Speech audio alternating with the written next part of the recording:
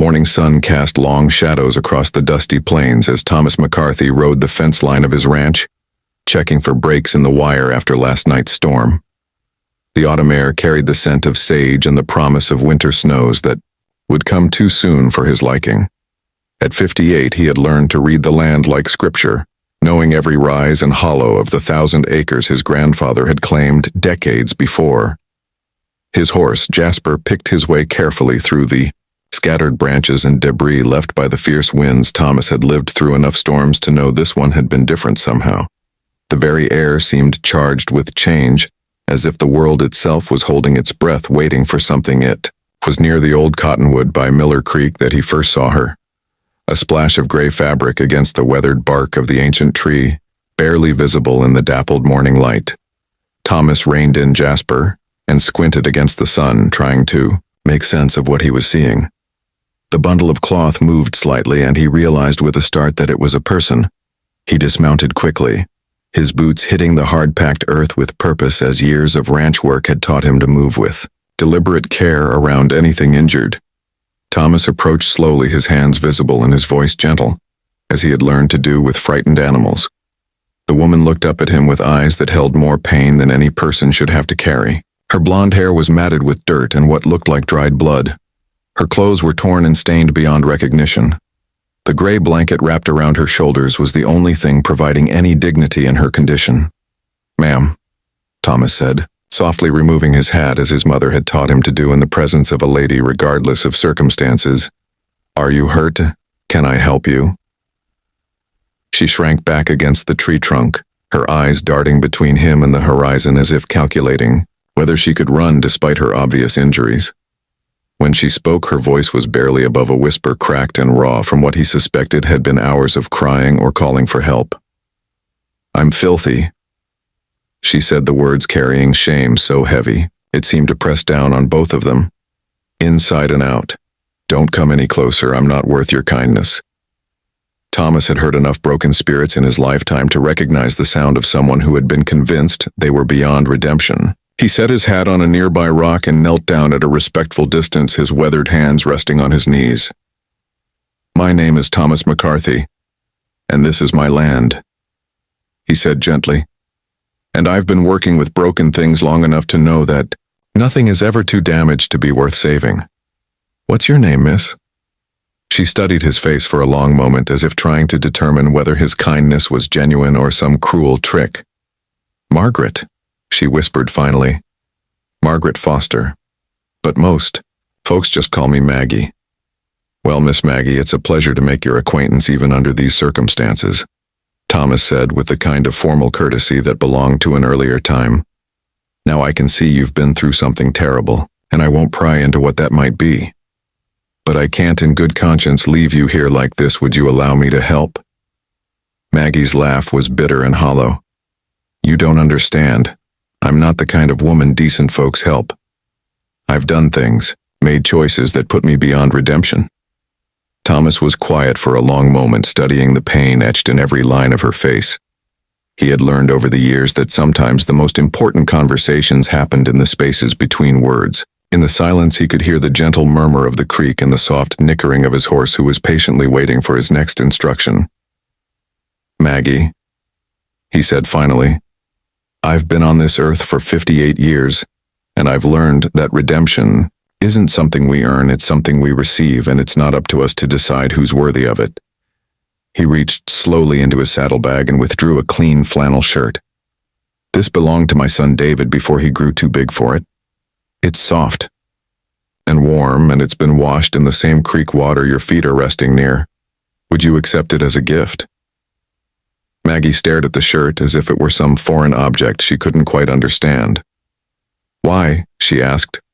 "Why would you want to help someone like me?"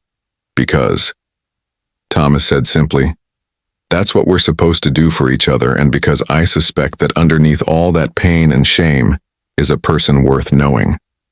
With trembling hands, Maggie reached for the shirt.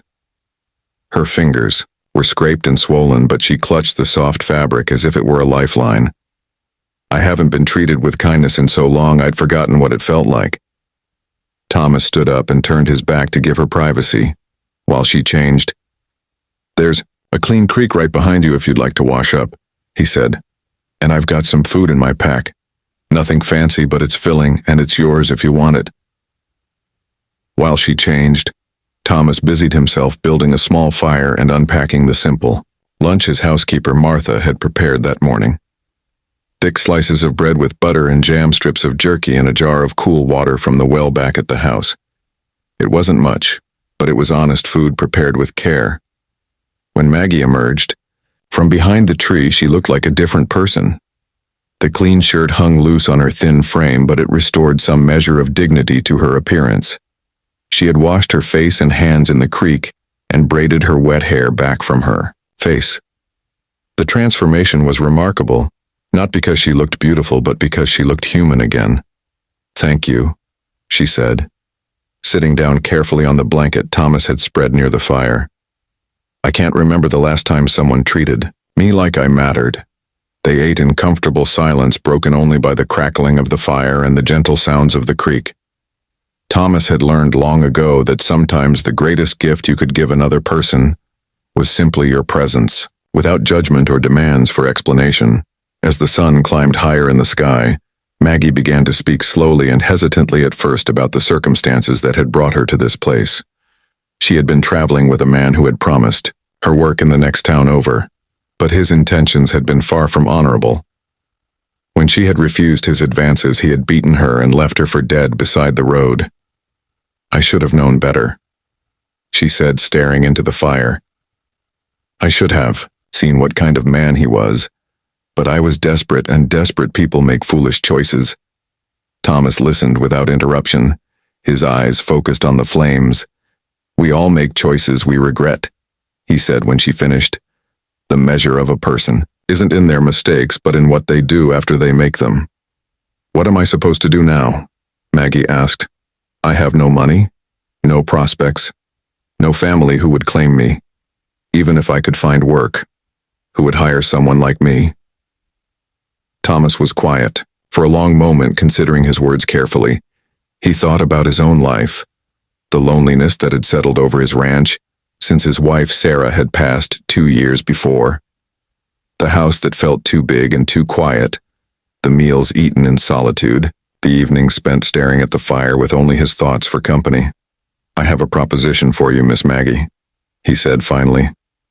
"It's not charity and it's not pity. It's a business arrangement, if you'll hear me out." Maggie looked up at him with cautious hope. "What kind of arrangement?" "My wife passed 2 years ago, and my housekeeper Martha is getting on in years. She's been saying she needs help with the household tasks, but she's too proud to admit she can't manage everything herself." Thomas explained. "I need someone who can cook and clean, help with the garden, maybe assist with the chickens and the vegetable preserving come harvest time." He paused, letting the offer settle between them. "It wouldn't be easy work, and the pay wouldn't make you rich. But you'd have a roof over your head, 3 meals a day, and your own room with a lock on the door if that would make you feel safer. The arrangement would be for as long as you wanted it, whether that's a week or a year or longer." Maggie stared at him in disbelief. "You don't even know me. Why would you trust me in your home?" "I know enough," Thomas said simply. "I know you're honest enough to warn me away from helping you. I know you're proud enough to be ashamed of circumstances that weren't entirely your fault. And I know you're strong enough to survive something that would have broken a lesser person. Those seem like good qualities in a person." The tears came, then slow and silent, streaming down Maggie's cheeks as if some dam inside her had finally given way. "I don't deserve this kindness?" "Maybe not," Thomas agreed. "But you're getting it anyway. And maybe someday when you're stronger, you'll have the chance to pass it along to someone else who doesn't deserve it either. That's how kindness works. It doesn't follow the rules of earning and deserving. It just flows from one person to another like water finding its way downhill." They rode back to the ranch house together. Maggie seated behind Thomas on Jasper's, broad back, her arms wrapped carefully around his waist for balance. The journey took the better part of an hour, and Thomas used the time to tell her about the ranch, about Martha, and about his son David, who was now married and living in Denver, with grandchildren Thomas had never met.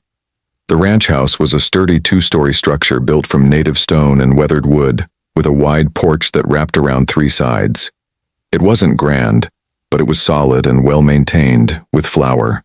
Boxes that Sarah had planted still blooming with late-season chrysanthemums that Martha tended with religious devotion. Martha emerged from the kitchen as they rode up a stern-faced woman in her 60s.